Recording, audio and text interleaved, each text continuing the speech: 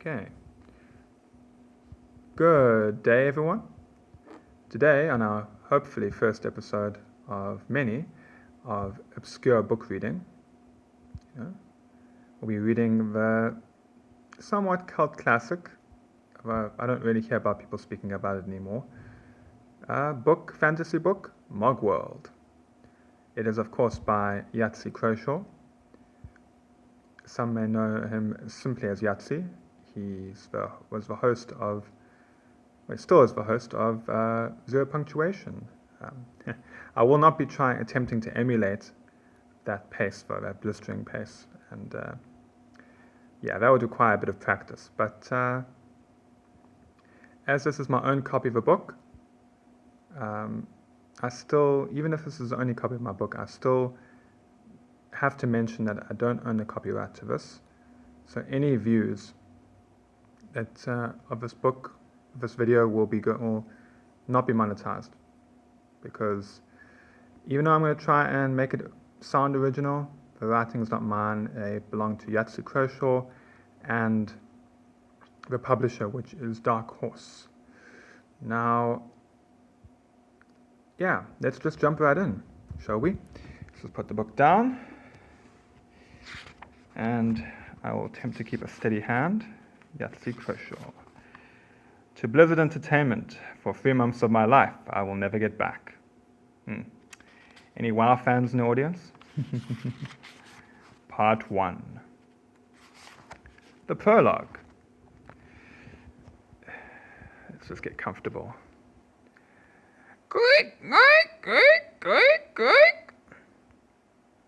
A dream about my father chasing me through the fields of a pig-sticker took an even more nightmarish turn when he started emitting a rhythmic, high-pitched screech.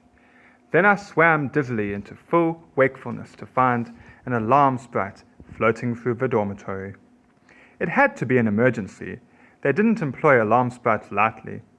It takes 2 fairly high-level mages to shut the damn things up. And I'd spent enough time at St. Gordon's Magical College to know that any emergency involving magic is something you want to get away from as fast as you can.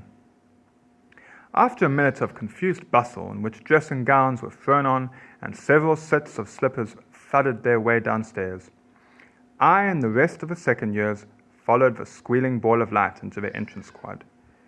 The ear-molesting noise was immediately joined by the screams of several other alarm sprites as the rest of the student body filed out into the pre-dawn gloom. That was when I knew that something was really wrong. An alarm in itself wasn't that unusual, especially not in a second-year dorm. After spending the entire first year learning theory and taking the mandatory psychological tests, students tended to be overly enthusiastic with their first firebolts. But a full evacuation of the entire student body, 57, and faculty, 4, wasn't usually necessary. "Jim!" called Mr. Everwind, my tutor. Sweat was dripping from the back of his pointy hat. "Line up your second years at the back." We were too rattled to do anything but obey, taking up position behind the third years. All of the students had been arranged by year into a rather haphazard rectangle that didn't seem to have anything to do with the usual drill procedure. Pardon me.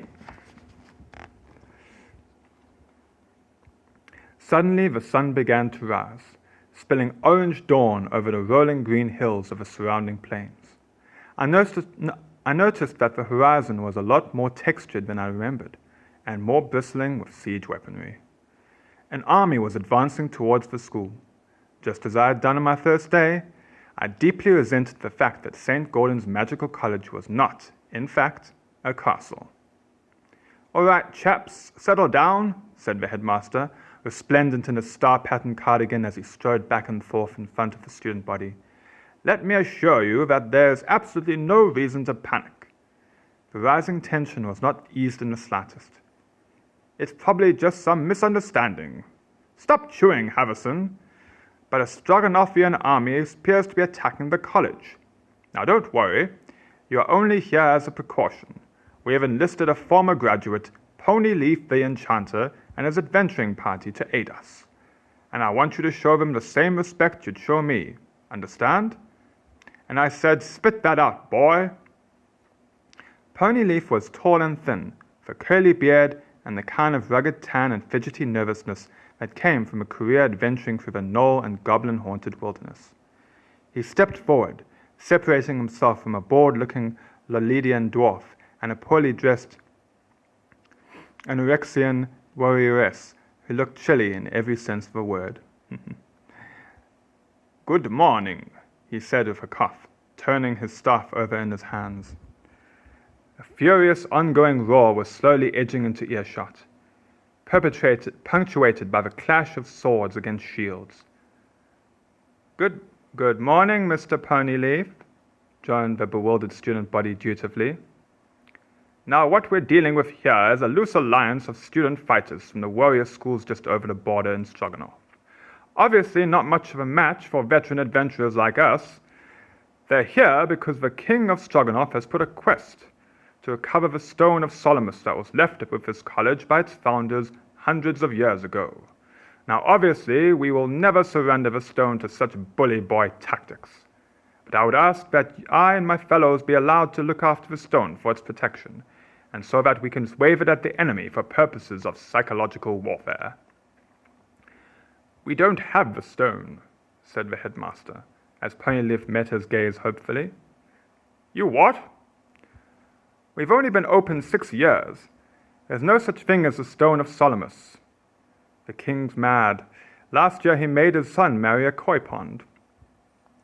An awkward silence passed, or at least it would have been a silence if it were not for the increasingly loud war cry and wet thudding of booted feet upon the dewy morning grass, not to mention the subtle clinking of light armor as the 2 members of Ponyleaf's adventuring party attempted to shuffle towards the back gate unnoticed. Can I be perfectly frank, said Ponyleaf eventually. We're kind of only doing this because we were hoping you'd let us have the stone as a reward. Well, that's obviously not going to happen. No, I see that. He looked behind him and did a double take that was just a little bit too obvious. Sorry. It seems my colleagues have wandered off somewhere. I'm just going to see where they went and come right back. Then he left quickly.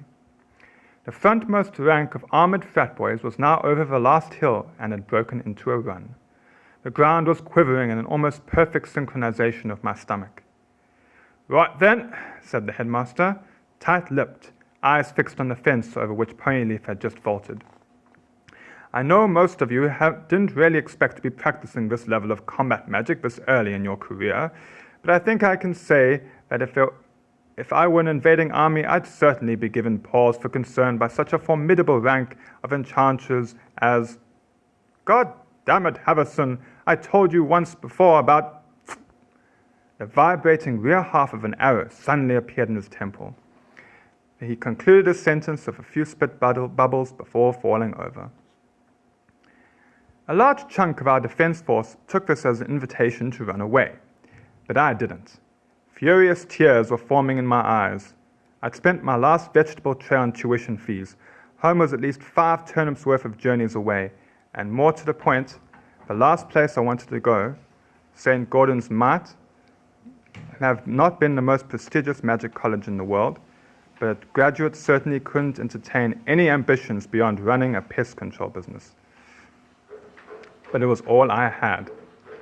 The creaky wooden gates were pulverized into splinters under a whirling cloud of iron boots and training warhammers. I extended a hand and began to incant. Arcanus Infernus... I don't actually remember if I was able to get a firebolt off. I have a vague memory of seeing orange light splatter harmlessly against a spiked breastplate. That might just have been the sparks from all that metal rubbing against metal. Then there was the sound of rather like a bag of wet laundry being hurled across a gravel driveway, and that was the first time I died. Everything seems a lot more peaceful when you're dead. Even watching your own pelvis being kicked around the quad by guffawing adolescent berserkers has something transcendental about it when you're looking down at it from about 6 feet up and ascending. Maybe it was the way everything was tinted in a strange blue-grey and seemed to be glowing with an eldritch light. As I continued to drift upwards, the world began to fade. The majestic sight of the warrior hordes breaking off of St. Gordon's front windows blurred, and not just from distance. At the point of death, all sound had suddenly crashed into silence, as if I'd thrust my head into ice-cold water. But now the quiet was somehow deepening. What I had previously accepted to be complete silence was a cacophony compared to what I wasn't hearing now. The land of the living was still there, barely. It had been reduced to a collection of dim shadows that were almost invisible against the cosmic brilliance of the beyond. What I remember most vividly of all is the light, dazzling as anything, and my ghostly eyes were wide open. But it didn't dazzle me. And it was just as a light at the end of a tunnel, unless the tunnel was also made of light. It was everywhere, all around me, and I was part of it. I was watching the light, and at the same time, I was the light watching me. I think it was still ascending, but it was becoming harder and harder to tell. The world was turning below me, reduced to little more than a faint smear against the light. I saw the college, the surrounding country, and the lands of Stroganoff, toiling under the heel of demented monarchs. I saw the kingdom of Beauregard, where I had been born, along with all its neighboring territories, their ancient borders and writhing battlegrounds now made meaningless. I saw the entire continent of Gariffi, 1,000 rural hues of brownish green and greenish brown spreading from ocean to ocean like rotting seaweed on a calm beach. I saw the entire planet, from the jungles of anorexia to the urban sprawl of Le Lead City. I saw the glittering sphere hanging from the blackest darkness, and somewhere at the back of my mind I realized that flat world Frobisher owed me 20 quid. I could see it all, but I was still ascending. The world of my birth shrank from a planet to a moon, to a beach ball, to a pea, to a grain of sand, to gone. Now there was nothing but the light, and a new sound was drifting through the stillness. A beautiful voice was calling me, singing songs of beckoning, and as the delicate tones passed my ears, I felt a giddy and instinctive state of rapturous love. For just a few more songs, I would have done anything for that voice. I wouldn't have